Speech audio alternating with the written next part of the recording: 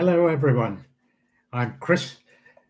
So nice to be here again, and thank you all for coming and for your wonderful questions that you've already asked me. Several people have, and it's really nice to have some feedback and some questions. A bit of interaction is always very helpful, I think. So. It's great to be here. The theme of today's session is the healing power of poetry. And I think that's such an interesting topic myself. I hope you do too. It's just for so many centuries, way back the ancient Greeks, the Greek tragedian Aeschylus, who was a contemporary of Sophocles, he once said, "Words are the physicians of the mind diseased." And I think that's of such a profound and wonderful thing to say. So, on that note, I think I'll try and first of all answer some of your amazing questions. So if you bear with me, I'll get to it straight away. First one was from Ingrid. Thank you very much, Ingrid. She says, I'm starting to write poetry. I'm wondering if you have any advice on where I can get feedback to make my poetry better. Well, that's something I think a lot of people would be interested to know, actually. Some of us think we write poetry just for ourselves, and maybe we do, but a bit of feedback is always very helpful. I know when I started writing poetry, I just had no idea whether it was any good or not. Now I know it. Probably the answer is it's not very good, but it was really helpful when one or two people gave me their comments, which I had to ask for. And then later on, when I was living in Scotland at the time, in a quite a small village, I think there were only about 100 people in the village altogether in rural Scotland and the borders. And one day I put a notice up on the sort of notice board in the center of the village by the bus stop saying, would anybody be interested in starting a poetry group? And lo and behold, there were 5 or 6, I think we ended up with 5, I think 6 people responded, which I think was pretty remarkable. And we met every fortnight, I think, in the village hall just for an hour or so and sort of swapped, read poems to each other, our own and other people's, and just talked about it. And it was amazingly helpful. And then when I moved elsewhere, I continued doing it for quite a while on Zoom. And it seemed to work pretty well on Zoom too. Partly, I think, because I'd already met and interacted with people in person. But I really recommend, if you are able to, forming a little group of just a few like-minded people, just to have a gentle conversation on a regular basis about poetry can really extend your knowledge of poetry and also be extremely helpful in the way of getting feedback on your own stuff. So I hope that helps you, Ingrid. Otherwise, there are, of course, social media. There are groups on Facebook and Instagram. and that sort of thing, where you can join. But I find that a bit scary personally. One other thing I would mention, though some of you may think it's weird, but you could try AI, artificial intelligence, not, I hasten to say, as something to rely on, but simply to get a few practical tips. I'll tell you, I tried it recently. I put one of my poems into Chat GPT and asked it what it thought. And I mean, AI is usually a people pleaser big time. So it said it thought I was quite good, but it did also give me a few tips about sort of rhythm and rhyming and alternate words that I could use, just sort of simple practical things. I would be very doubtful about asking for an opinion from AI about anything to do with sort of feelings or emotions, but just on the practical side, it might be worth, just out of interest, if nothing else, putting anything you've written to Chat GPT or one of those and seeing what they come up with. So that's my answer to that, Ingrid. Thanks for the question. Then I had 3 questions from KM. KM has asked some really quite not exactly challenging, but very interesting questions. The first one is, can you share a time when poetry personally helped you heal from something painful? And what part of the writing or reading process made that healing possible?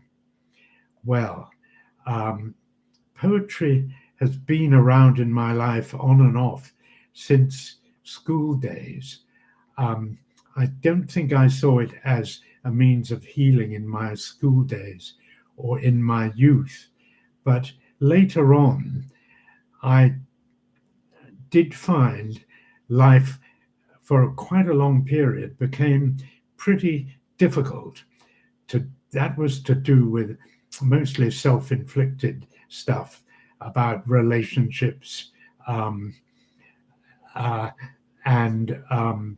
certain overindulgence in mood-altering substances that left me feeling very devastated and depressed.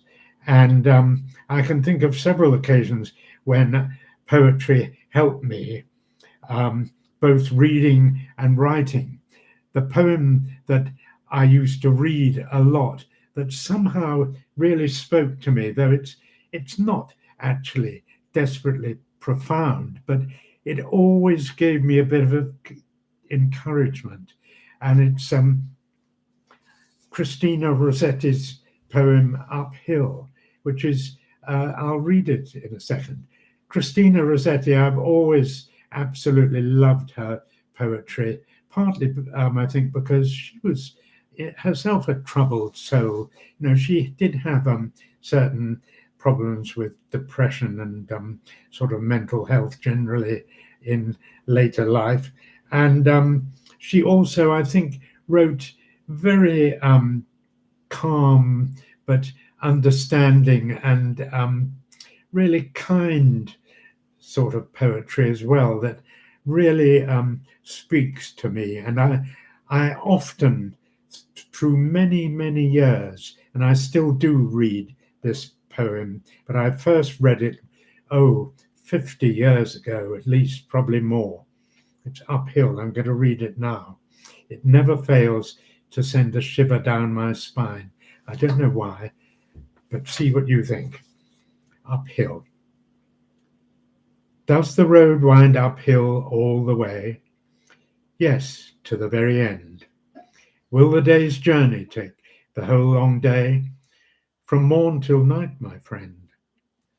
But is there for the night a resting place? A roof for when the slow dark hours begin? May not the darkness hide it from my face? You cannot miss that inn. Shall I meet other wayfarers at night, those who have gone before? Then must I knock or call when just in sight? They will not keep you standing at that door. Shall I find comfort, travel sore and weak? Of labour you shall find the sum. And will there be beds for me and all who seek? Yea, beds for all who come.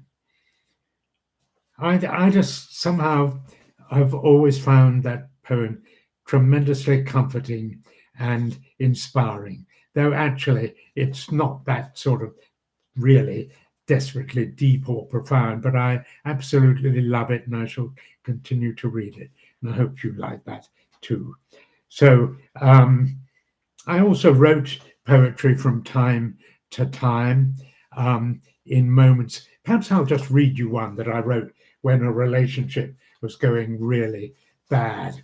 It's called Relationship, and it helped me express my feelings. I've hastened to say this isn't a wonderful poem, but I'm just giving an example of how writing helped me with my emotions.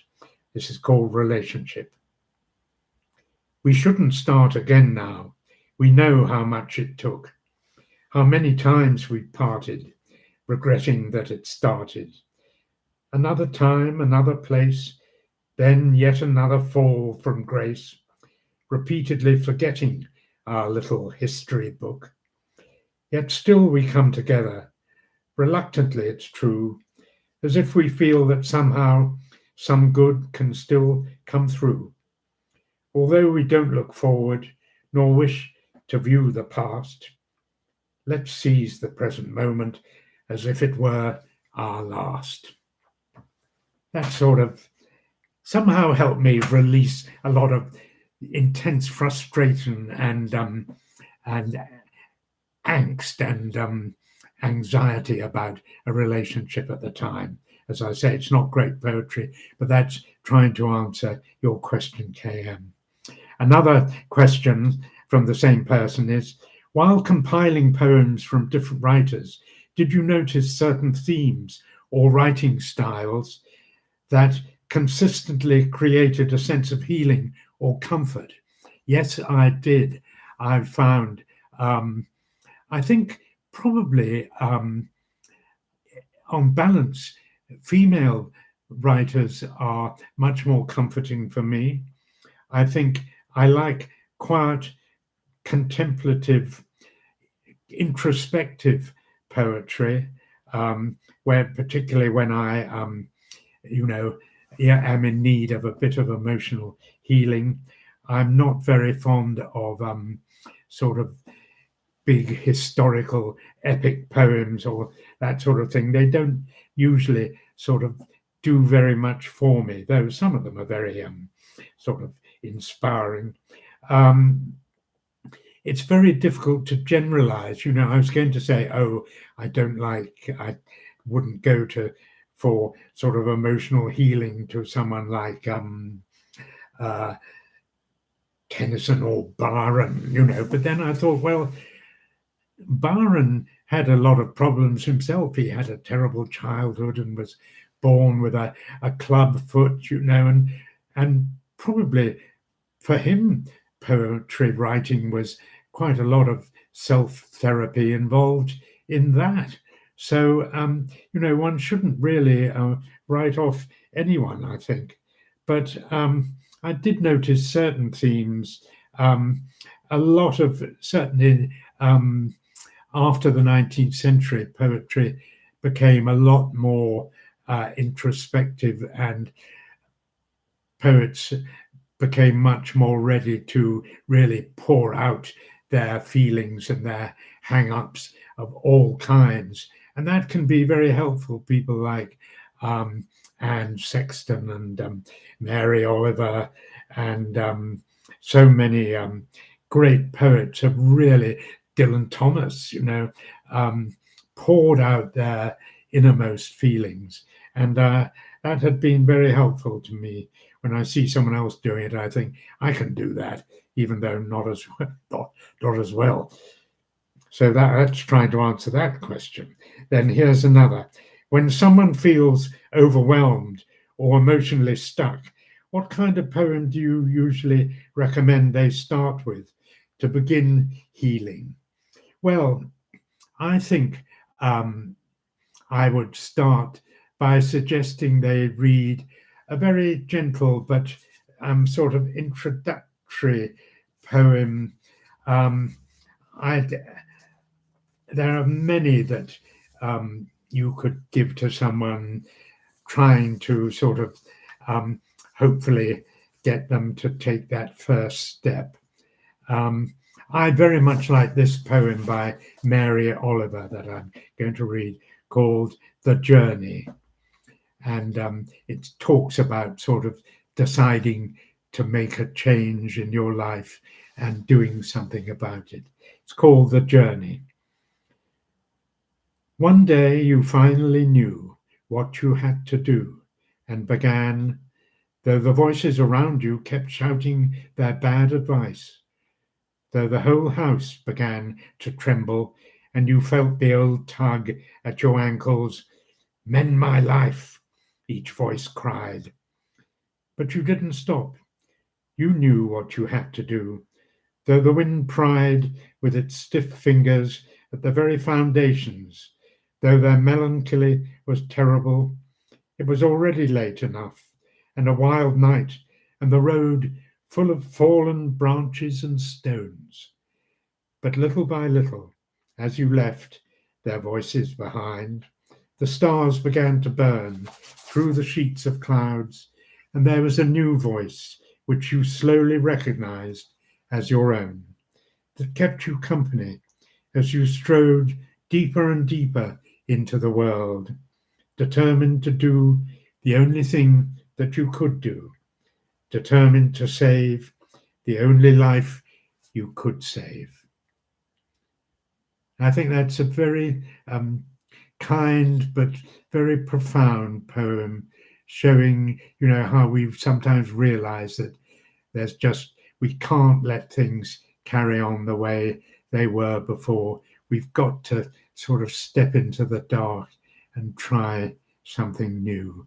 And hey, writing a poem might be part of the new plan.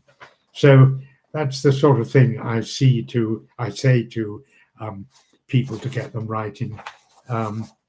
Maybe I'll talk about that a little bit later on. There are some other questions come in. I'm just going to have a look.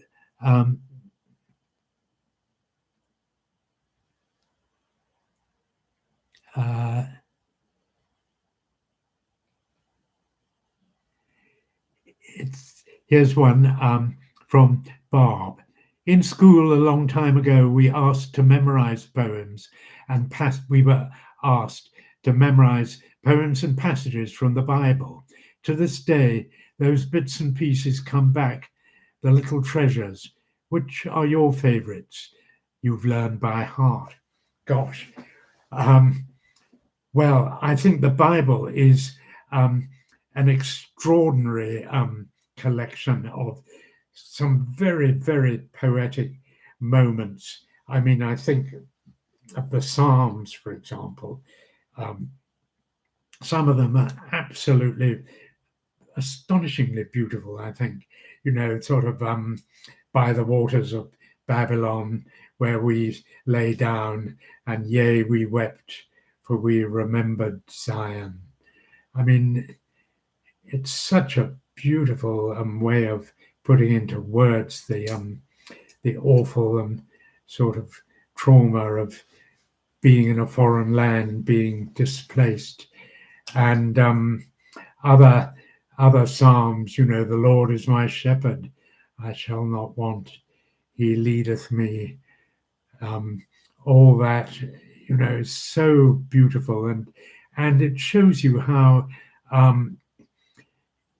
the beauty in words can inspire you because you not just because you remember them better, but you remember how they make you feel as well. And all that helps, especially, and when it's part of a prayer as well. Wow, it's just such a great way of passing a message on. And there are so many moments in the Bible, in both the Old and the New Testament, I think, which, and it's not just the Bible, of course, the Quran, for that matter, is full of amazingly beautiful poetry as well. So, yes, I think it's a great for anyone to both read and memorize parts of the Bible, probably better than I can do myself. So thank you for that question. Here's another question. In what way do these poems stay with you? Thank you for your online work. Your channel is my all-time favorite. Well, thank you, Bob. These poems stay with me because, as I say, I remember how they make me feel. I can remember quite often the first time I ever read some of these poems. They just astonished me at the time. How could anyone sort of manage to put words in such a format that they have this effect on me? I just don't know, but I've recognized the power, and whether it's Dylan Thomas, "Do not go gentle into that good night," or Sylvia Plath, or even the wonderful words of Shakespeare, like some of those wonderful speeches that I was encouraged to memorize at school. He that sheds his blood with me this night, this day, shall be my brother, his blood shall gentle him. And gentlemen in England, now abed, shall count themselves accursed. They were not here with us. All that sort of thing just still sends a shiver down my spine when I speak them, and I just love that. So that's my poor attempt at answering your question. Here's another. What is your interpretation of Emily Dickinson's "After Great Pain, a Formal Feeling Comes"? Well, Emily Dickinson is the most amazing. I mean, I'm a major fan of Emily Dickinson, and she always crops up when one talks about mental healing, emotional healing as well. I'll just talk about this poem first, which I'm sure came from the heart in her case. After great pain, a formal feeling comes. I'll read it. It's quite short. After great pain, a formal feeling comes. The nerves sit ceremonious like tombs. The stiff heart questions, was it he that bore, and yesterday or centuries before? The feet mechanical go round, a wooden way of ground on air or aught, regardless grown, a court's contentment like a stone. This is the hour of lead, remembered if outlived, as freezing persons recollect the snow. First chill, then stupor, then the letting go. Well, I can't pretend that I can interpret that poem completely or even competently, but to me it seems like she's expressing that shock of great pain followed by a sort of feeling of acceptance. She seems to describe to me the awful shock that trauma sometimes brings upon us so that we can we become sort of automatic movers. Our sort of feelings go into shock, and then gradually it starts to come back again. And I think that's Emily Dickinson has such a unique way of putting things. She is, to me, the most extraordinarily wonderful, dazzling poet, and someone we're so lucky to have in our poetic experience. This extraordinary person who lived in a good family. Her father was an academic at Amherst University in Massachusetts, and she went to school. She never really left home. As she grew up and became an adult, I think she must have suffered from agoraphobia. She spent more and more time in the house until she was really spending all her time in her upstairs bedroom. You can visit her house today and see it. She wrote reams of poetry, I think something like nearly 2,000 poems, not for publication or to sort of make a name for herself as a poet. She, in fact, published remarkably few in her lifetime, but of course, after her death, they were found, and she copied them up into beautiful little handmade books. And there must have been quite a large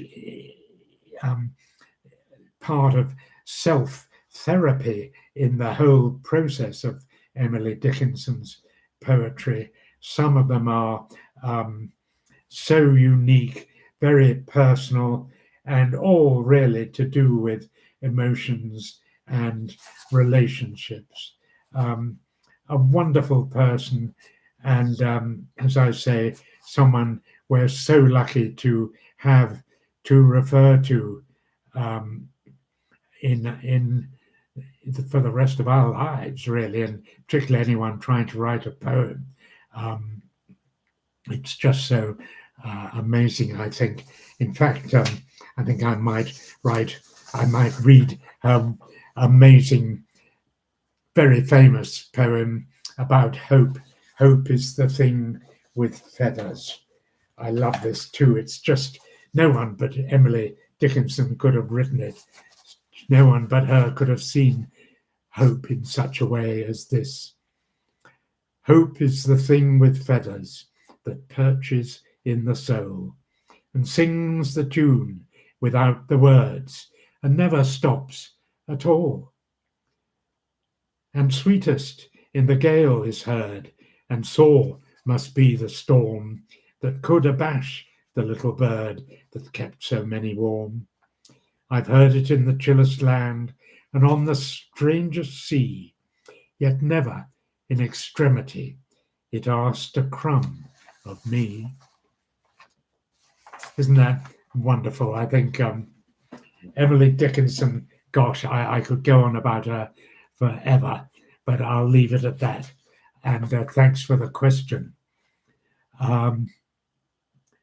It says, let's see, there are some more questions. Have you written your own poems? I struggle with that a lot. Well, the answer is yes, I have written my own poems, and I think I won't inflict any more on you this evening. I write my poems as a way of self-discovery, self-expression, and just to give me a sense of satisfaction, bit of a sense of purpose now and again, and it's something I can refer to later and sort of say to myself, oh, well, you were in a funny mood when you wrote that, all right, but maybe things are better now. Poetry, I think, is very personal. There's no good way or bad way of writing it, and if you get something out of writing it, that should be good enough for you, really. Some people, of course, are remarkably talented and write the most amazing stuff, but I'm afraid I'm not one of those. So thanks for the question. Here's another. You mentioned Anne Sexton before. She's one of my favorite writers. Do you have a favorite poem by her? Gosh, I wish I had one to hand. Yes, I do, but I love that poem that has something about I look in the mirror and a drunken rat stares back at me, or something like that. I will find one, but I may not be able to find it this evening. So I'm sorry, but I will come to it soon. Thank you for your comments as well. Somebody here says, please share some of your poems someday. I will, but not tonight, I think. I think you are excellent, says Tina. Thank you very much, Tina. I appreciate it. Thank you.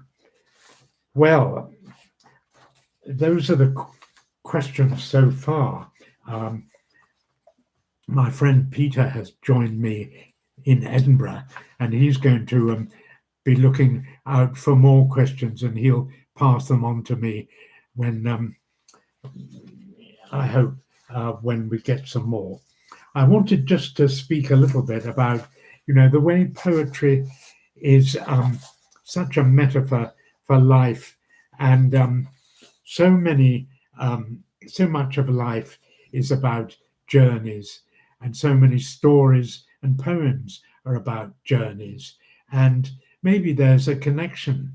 People on the journey of life see, writing about it, writing about their struggles in the form of a journey as a very helpful thing to do. And, right from the dawn of poetry, people like Homer, his poems are about journeys.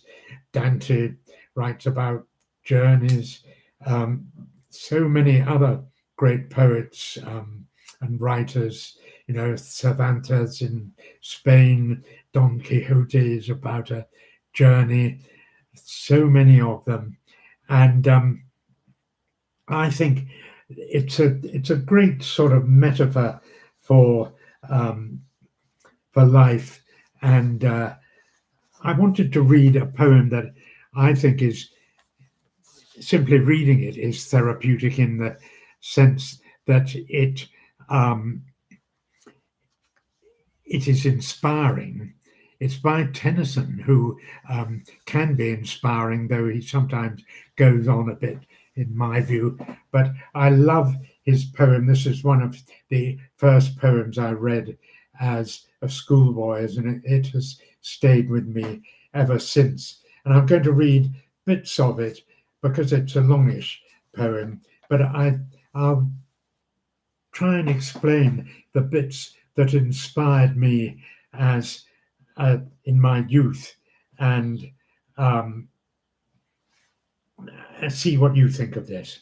Ulysses by Alfred Tennyson. In it, he's describing the ancient king Ulysses, who was one of the heroes of the Trojan War, and then the subject of Homer's great poem, the Odyssey. Of course, his other name from Ulysses is Odysseus, and Odyssey was the poem, the story of his travels back from Troy to his home in Ithaca, the island off the mainland of ancient Greece. And this poem portrays Ulysses as an old man, still strong in will, if not in body. It starts off, "It little profits an idle king by this still hearth among these barren crags, matched with an aged wife, unequal laws unto a savage race I meet and dole. I cannot rest from travel. I will drink life to the lees." And it goes on, I am part of all that I have met. I am part of all that I have met.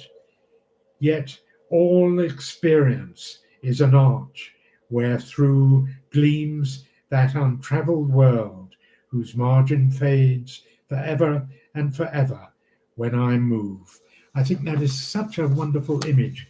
All experience is an untravelled world whose margin fades forever and forever when I move.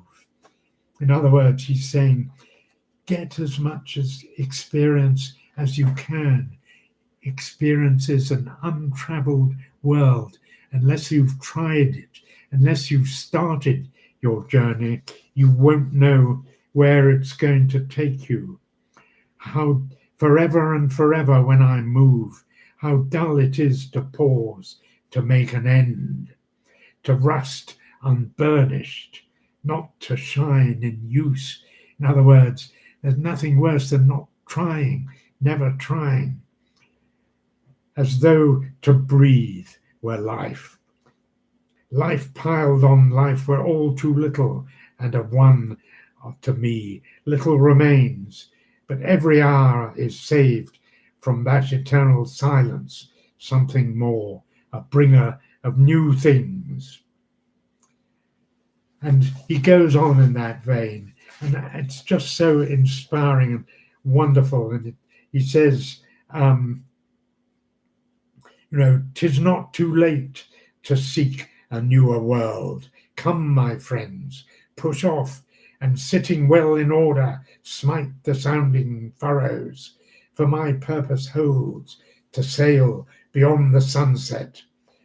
It may be that the gulfs will wash us down. It may be we shall touch the happy isles and see the great Achilles whom we knew. Though much is taken, much abides, and though we are not now that strength which in old days moved earth and heaven, that which we are, we are. One equal temper of heroic hearts, made weak by time and fate, but strong in will, to strive, to seek, to find, and not to yield." I mean, it's just so, there's that last line, to strive, to seek, to find, and not to yield.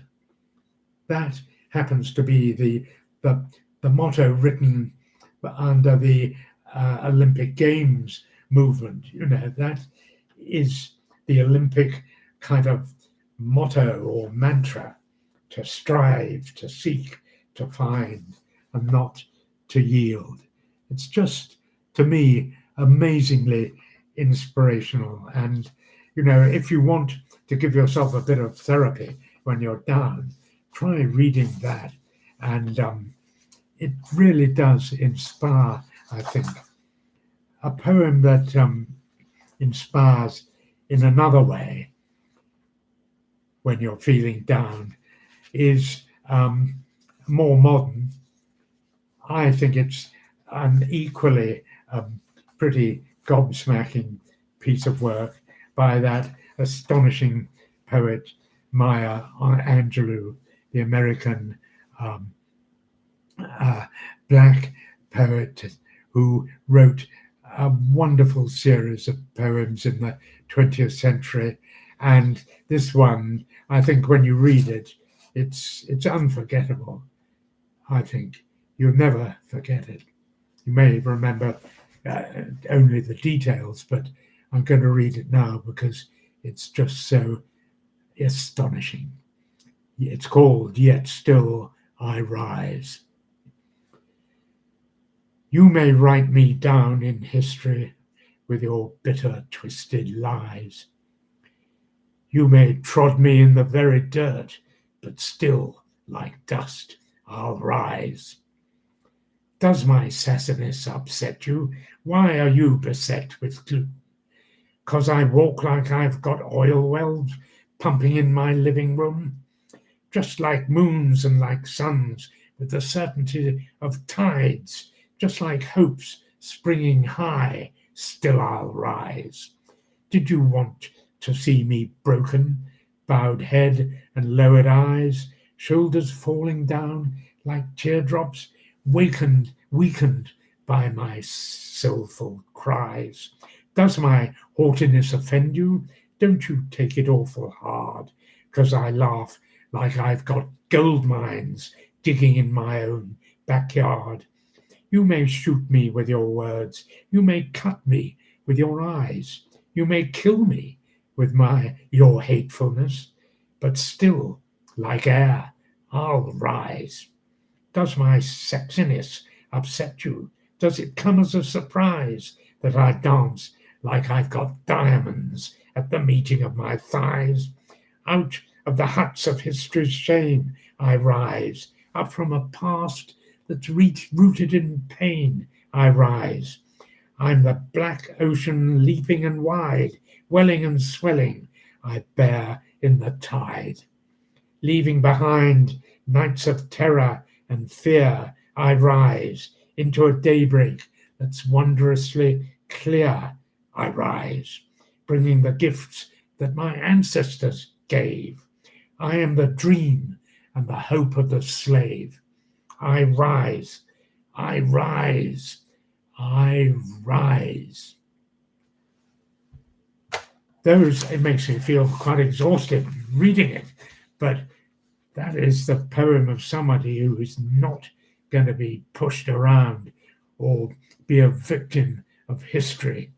Boy, I just admire that poem and its writer so much.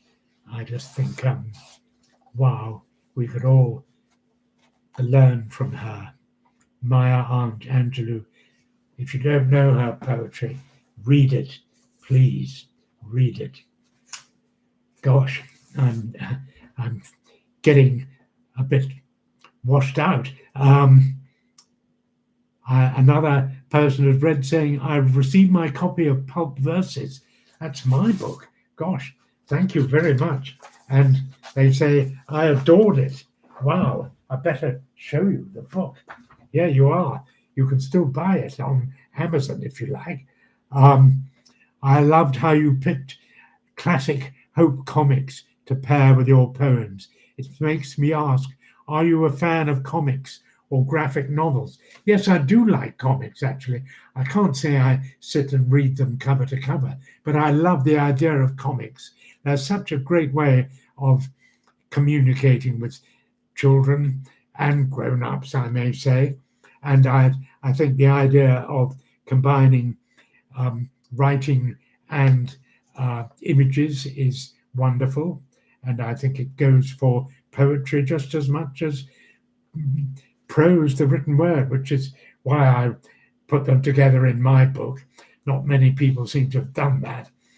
It was also to send a message, really, that my poetry is kind of more on the pulp side than on the sort of majestic poetry of the likes of Tennyson and Homer. So thank you very much for your comment. That was Robin. Thank you, Robin. Well, the message I'm trying to get across is that poetry, life is difficult. Feelings such as loneliness, anxiety, fear, and a sense of low self-esteem can be devastating sometimes. And we need all the help we can get. I discovered that one way of helping myself was writing, creative writing, and reading the creative writing of others. And I really found that astonishingly helpful. At certain times in my life, the only thing that changed my mood and made me feel a bit happier was the contents of a bottle of vodka. And that was very bad for me in other ways. But poetry is a very benign influence most of the time anyway. And I find it to this day astonishingly helpful because it changes your mood and it changes your thoughts. And, I very much like the idea that we should open our minds in life to new ideas and to new people and see what they bring. And I love this poem by that astonishing poet of 500 odd years ago, I would guess. That wonderful Middle Eastern poet of what is now Iran, Rumi, who wrote beautiful poetry when people in England were writing very fine the Elizabethan poets and that kind of time. Over 1,000 miles or so eastwards, Rumi was writing wonderful stuff as well. And this poem of his tells us that we should welcome new ideas and new people into our lives. It's called The Guest House. Here it is. It's about the state of being human. This being human is a guest house. Every morning a new arrival, a joy, a depression, a meanness, some momentary awareness comes as an unexpected visitor. Welcome and entertain them all, even if they're a crowd of sorrows who violently sweep your house empty of its furniture. Still treat each guest honorably. He may be clearing you out for some new delight. The dark thought, the shame, the malice, meet them at the door laughing and invite them in. Be grateful for whoever comes, because each has been sent as a guide from beyond. I think that's a beautiful, calm way of he's saying, take life as it comes. Meet dark thoughts at the door laughing. Be grateful for whoever or whatever comes, because it has been sent as a guide from beyond. He's saying, sometimes what appears at first sight a disaster turns out actually, in retrospect, to have been quite a good thing. And it's certainly been very true in my life. And I hope you agree. Here's another comment from Obin. I love this poem. It reminds you of the things that we think are the most painful because they weren't what we expected.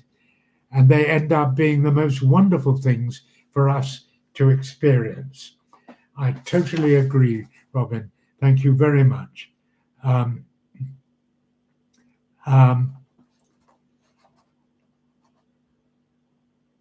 So I'm loving all these comments. Thank you very much.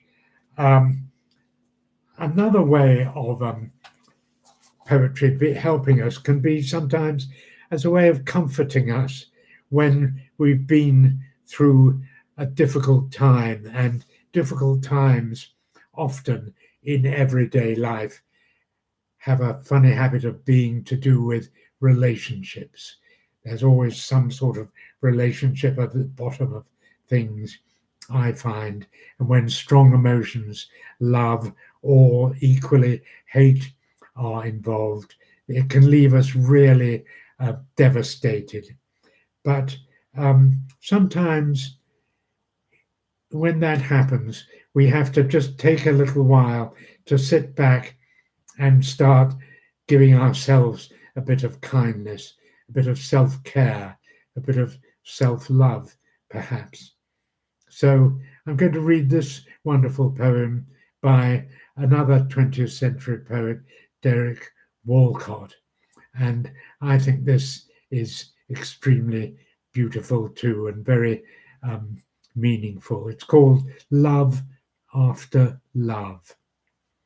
Here we are.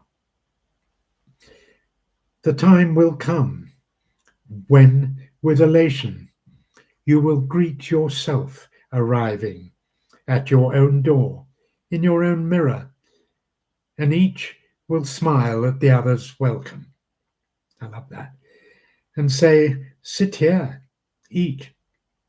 You will love again the stranger who was yourself. Give wine, give bread, give back your heart to itself, to the stranger who has loved you all your life, whom you ignored for another, who knows you by heart. Take down the love letters from the bookshelf, the photographs, the desperate notes. Peel your own image from the mirror. Sit, feast on your life. I think sometimes poems just give such a calm message that there's no need really to say anything very much more, except just sometimes we need to simply calm down. And reading poems by people like that, or people from long ago, Rumi, I think any of his poems are going to calm you. Any of his poems, I will say that.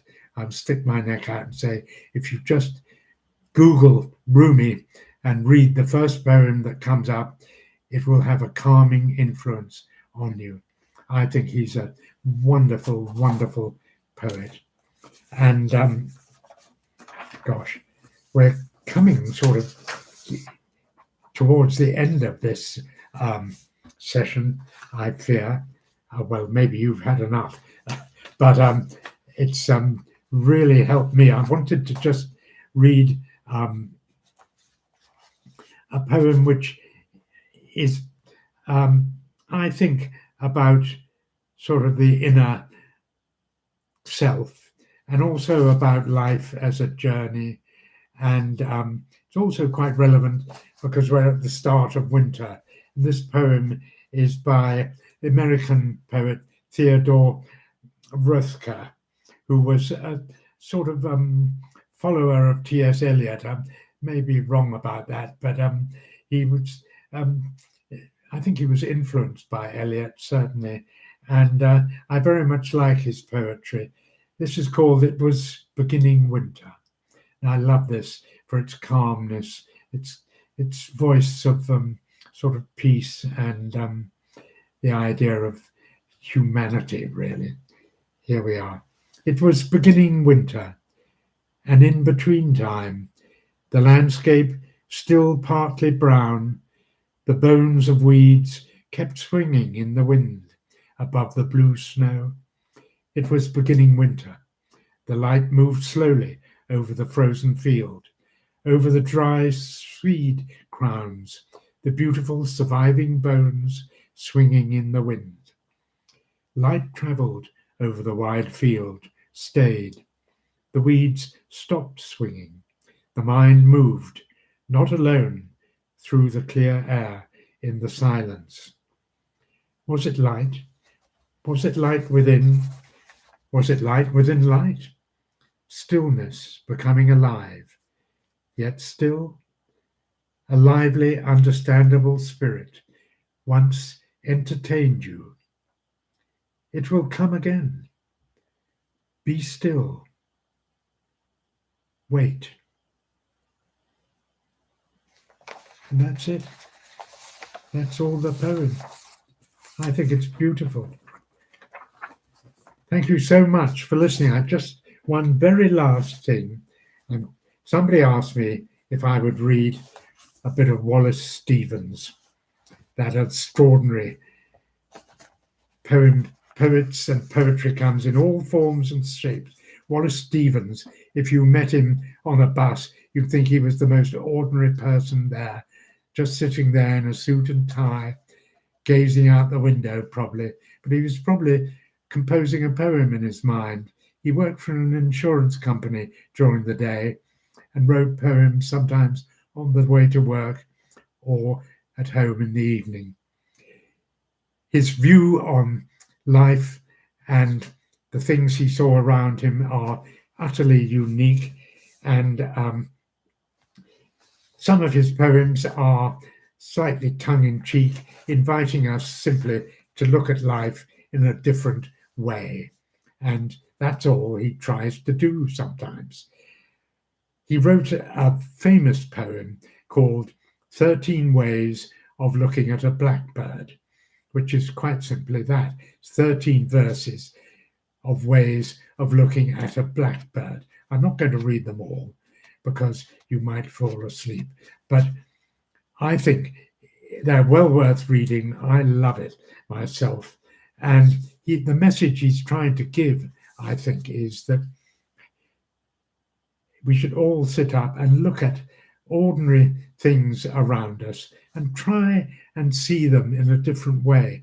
Try and relate them to different things and see if we can derive any wisdom from doing that.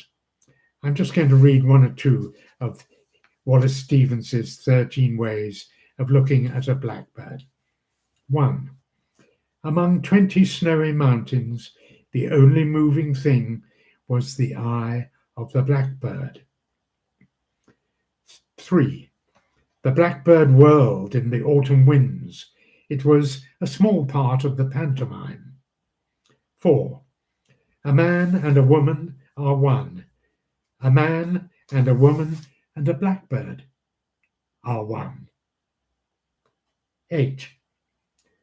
I know noble accents and lucid, inescapable rhythms, but I know too that the blackbird is involved in what I know. 9. When the blackbird flew out of sight, it marked the edge of one of many circles. 12. The river is moving. The blackbird must be flying. Wallace Stevens is just one example of how varied and extraordinary poetry can be. And you can make it more varied and extraordinary. You can make your life varied and extraordinary, but by writing some of your poetry yourself, the way you like it. And it's just to me, it is an arch through which we glimpse an untraveled world, as Alfred Lord Tennyson once said. And I think that is so true.